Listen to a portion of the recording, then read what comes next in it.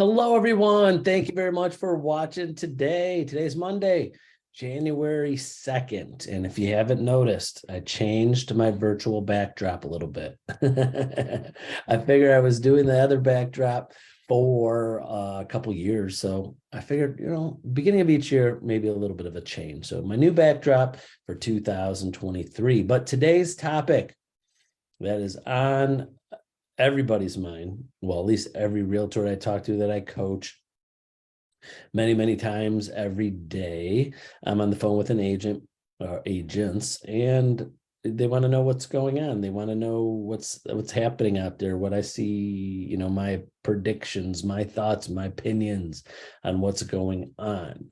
So I will give you this. So that's my disclaimer of this. This is I'll give you the footnotes. One, of why I have an opinion. And is 30 years of being in real estate since 1992.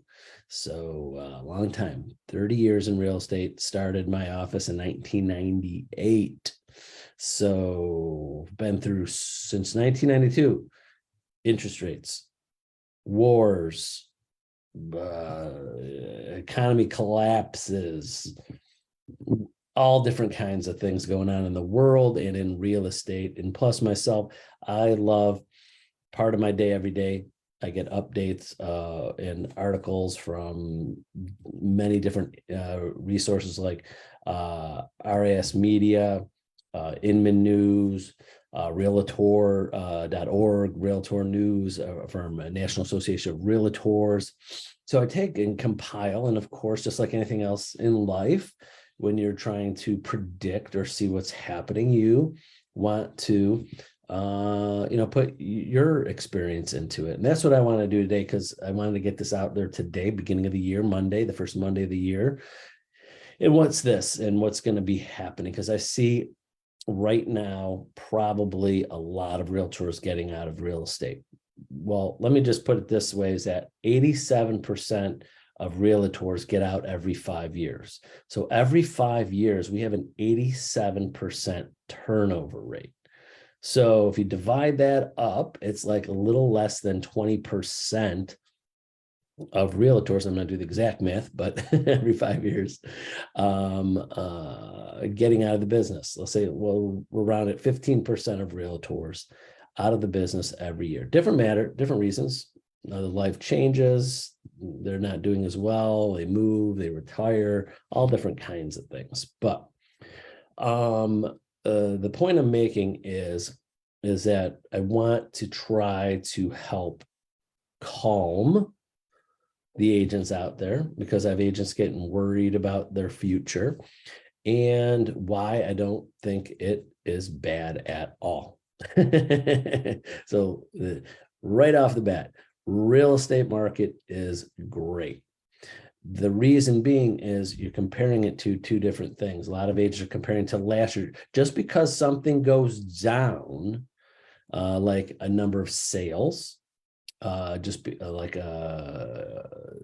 the market in general, just because numbers go down doesn't mean it's bad.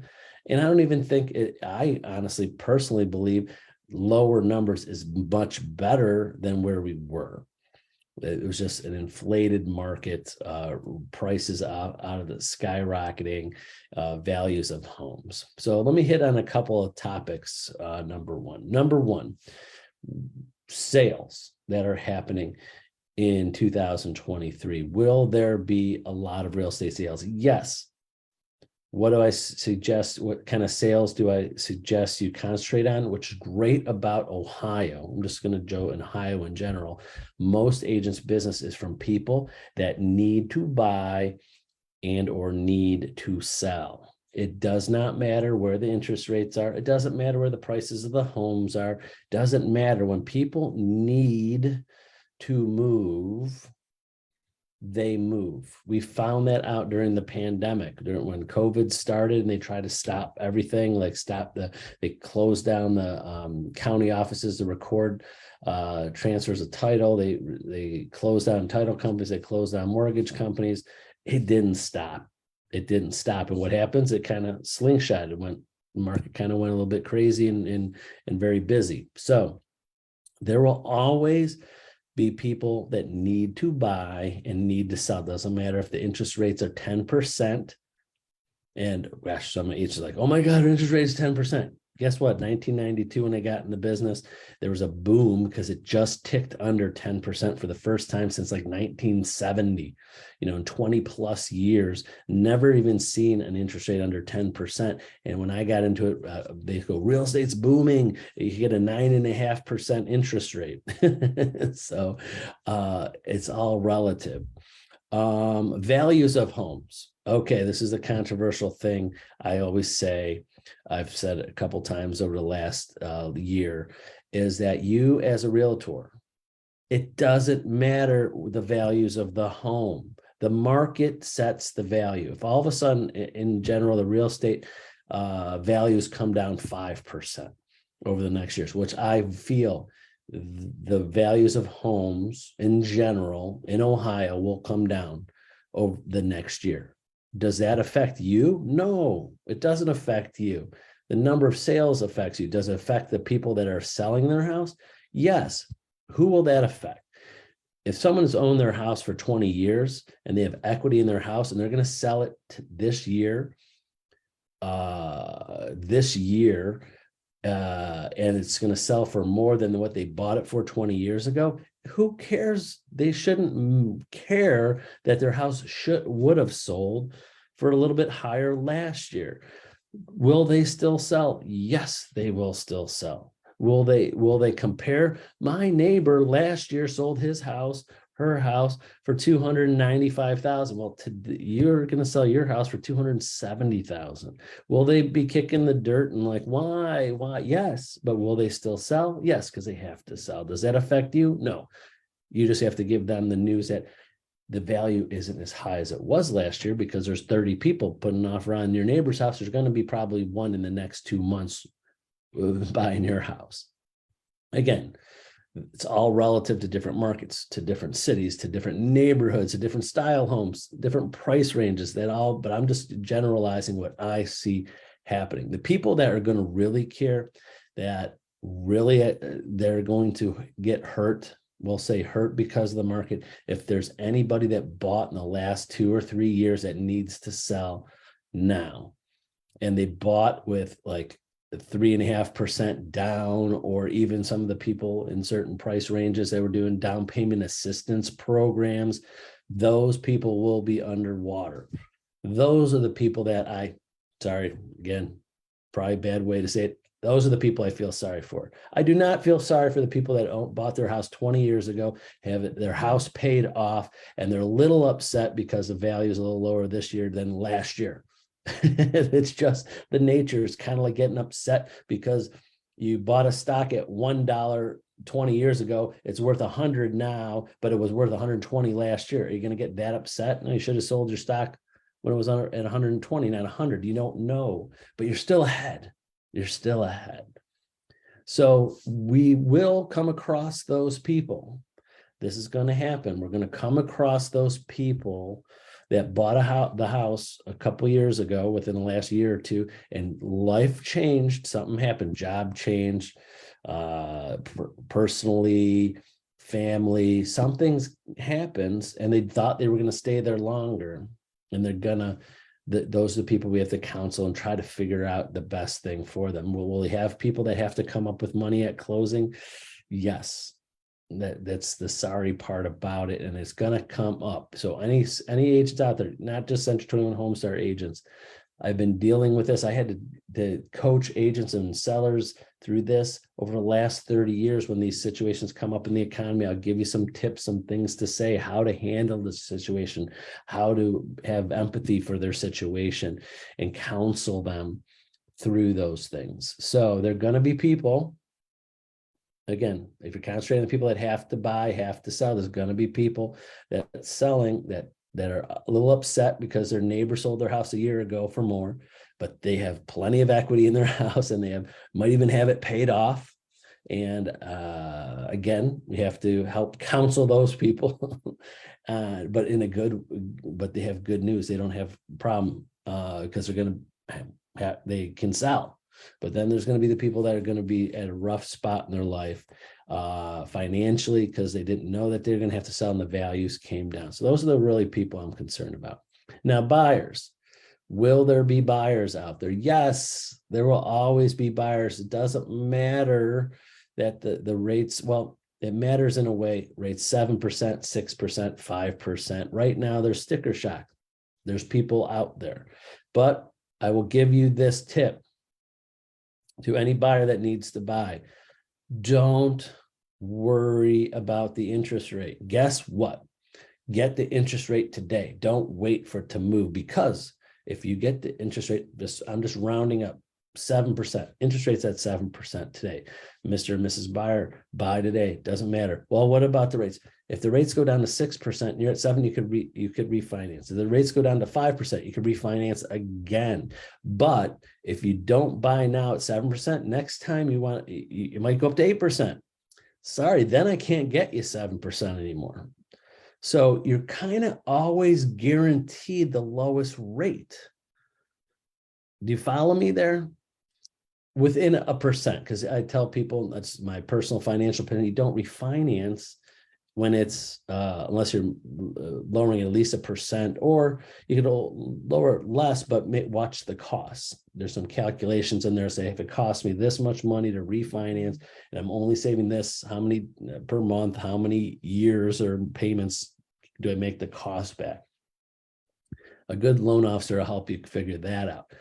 But you explain to your buyer, don't worry about the rates, because when the rates go down, if they go down, I hope they do, then you refinance and then you get the lower rate then. But if they go up and you don't buy now, you're lost.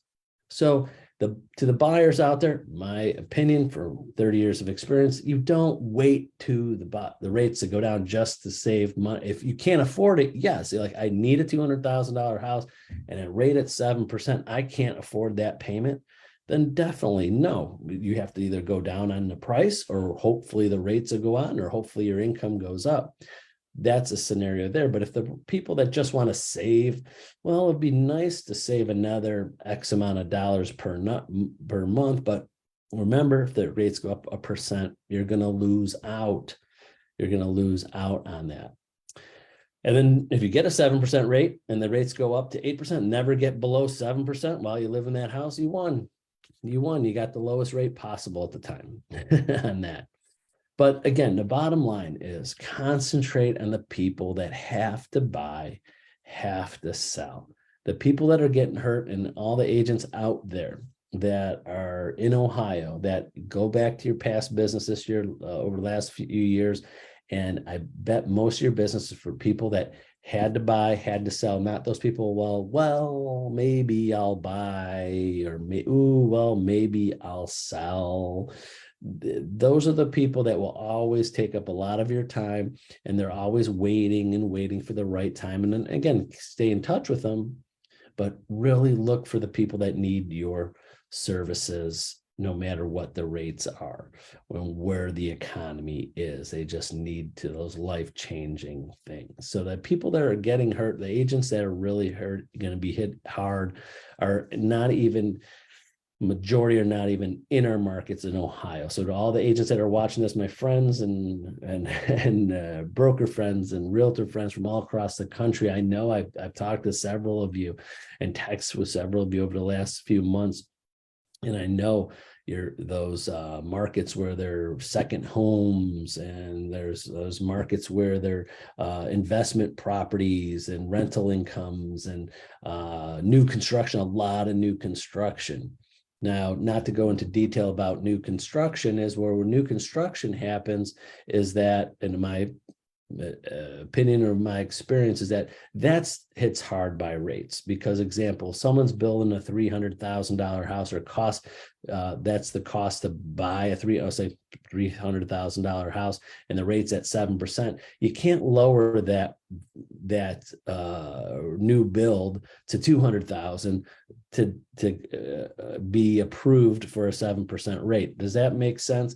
Is that it's hard to come down on those new constructions because the cost of building, the labor, the materials, everything, you can't lower that. But a couple houses in a certain neighborhood that are 300,000, and they might go down to 275, 250 over a year or two because they were way over, that 300 value was, they had it on the market for 275 or 260 and sold for 40,000 over asking at 300, but really it's worth 250, 260. Those values might come back down to the normal in an area. And then the 7% rate is not so bad for the buyers. So again, hopefully some of this makes some sense.